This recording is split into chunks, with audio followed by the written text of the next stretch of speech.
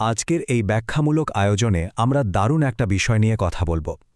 একদম সোজাসাপটাভাবে বলতে গেলে আজ আমরা একটি জাতির গভীর সাংস্কৃতিক আত্মপরিচয় অন্বেষণ করতে যাচ্ছি।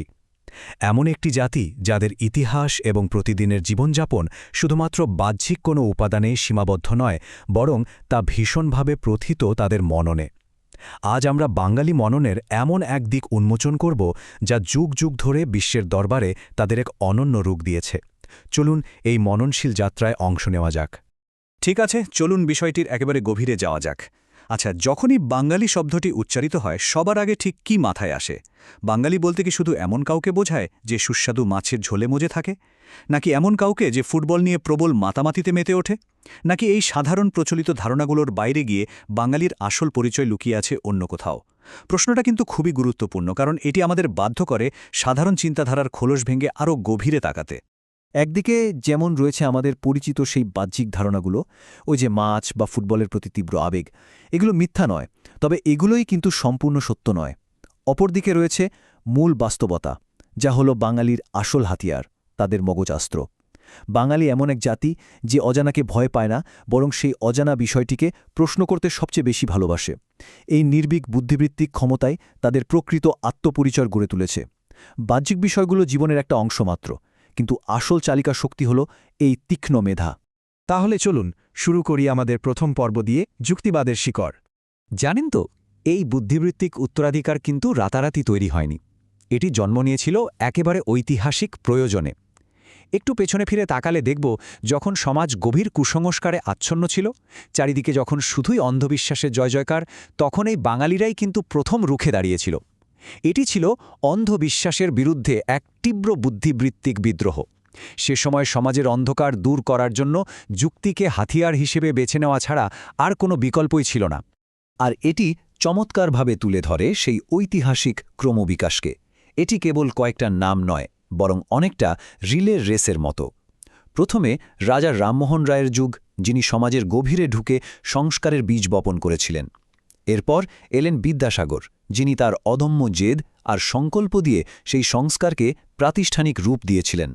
আর তারপর ডিরোজিও, যার তেজ এবং সাহসিকতা জন্ম দিয়েছিল ইয়াং বেঙ্গল আন্দোলনের। এই মহান সংস্কারকদের হাত ধরেই যুক্তিবাদী মননের এই উত্তরাধিকার প্রজন্ম থেকে প্রজন্মে বাহিত হয়েছে। চলুন আরেকটু সামনের দিকে এগোই এবং দেখি কিভাবে এটি একটি সাংস্কৃতিক দর্শনে পরিণত হল।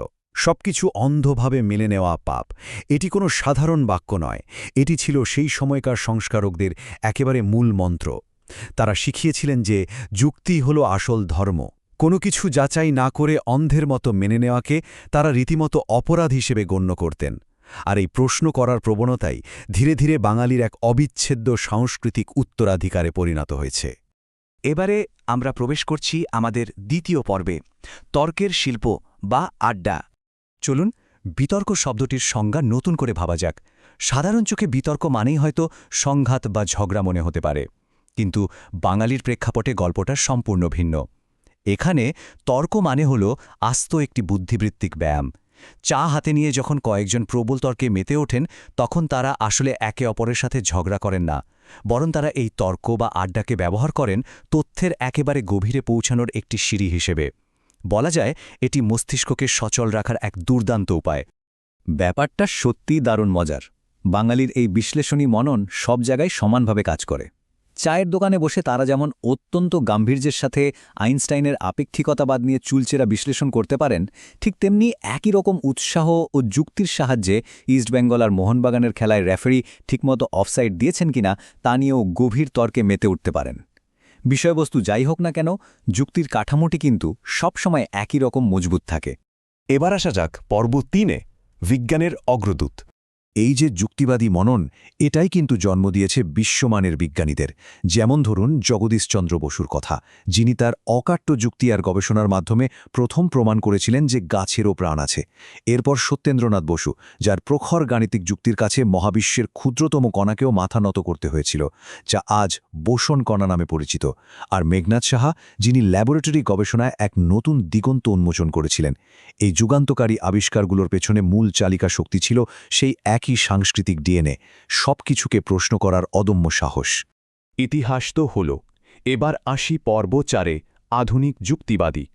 রামমোহন কিংবা জগদীশচন্দ্র বসুর সেই যুগ পেরিয়ে আজকের এই স্মার্টফোনের যুগে দাঁড়িয়েও আধুনিক প্রজন্ম এই উত্তরাধিকার খুব সযত্নে বহন করে চলেছে। তথ্যের এই বিপুল সমারোহের মাঝেও আধুনিক মনন সেই কেন আর কিভাবে প্রশ্নগুলো করা কিন্তু থামিয়ে দেয়নি। ইন্টারনেটের যে কোনো তথ্যকেই বিনা প্রশ্নে মেনে না নিয়ে তথ্য এবং প্রমাণের কষ্টিপাথরে যাচাই করে তবেই সত্যকে গ্রহণ করা হয়। এটি পরিষ্কার প্রমাণ করে যে যুক্তিবাদী এই মনন ডিজিটাল যুগে এসে যেন আরও বেশি প্রাসঙ্গিক হয়ে উঠেছে। সুতরাং সবচেয়ে গুরুত্বপূর্ণ বিষয়টি হল আমরা বিশ্বাস করি না, আমরা জানি। এটি প্রচণ্ড শক্তিশালী একটি অবস্থান। এর মানে হল ভয় দেখিয়ে কোনো কিছুতে রাজি করানো বা বিশ্বাস করানো এখানে প্রায় অসম্ভব। কোনো কিছু বোঝাতে হলে একমাত্র পথ হল অকাট্য যুক্তি। ভয় নয়, বরং নিখাত যুক্তিই পারে মন জয় করতে। এই পুরো আলোচনাকে যদি একটি বাক্যে ধারণ করতে হয় তবে এই উদ্ধৃতিটি হবে সেরা। বাঙালি যুক্তির আলোয় দেখা এক পশলা প্রাণ। ভেবে দেখুন তো কথাটা কত গভীর। এটি অত্যন্ত সুন্দরভাবে একটি জাতির মূল আত্মপরিচয়কে ফুটিয়ে তোলে। জীবনী শক্তি, উচ্ছ্বাস সবকিছুরই প্রকাশ ঘটে এই যুক্তির উজ্জ্বল আলোর মধ্য দিয়ে। আমরা আমাদের আজকের ব্যাখ্যামূলক আয়োজনের একদম শেষ পর্যায়ে চলে এসেছি। যাওয়ার আগে একটা বড় প্রশ্ন রেখে যেতে চাই। এমন এক সময়ে যখন চারদিকে ফেক নিউজ আর তথ্যের বন্যা, তখন সত্য এবং কঠোর যুক্তির প্রতি এই ঐতিহাসিক প্রতিশ্রুতি কিভাবে আমাদের বর্তমান ডিজিটাল বিশ্বকে আরও সুশৃঙ্খল এবং সমৃদ্ধ করতে পারে, এটা নিয়ে একটু ভাববেন। আজকের এই আয়োজনে আমাদের সাথে যুক্ত থাকার জন্য অসংখ্য ধন্যবাদ। আশা করি এই বিশ্লেষণ নতুন করে ভাবার অনেক খোরাক যোগাবে।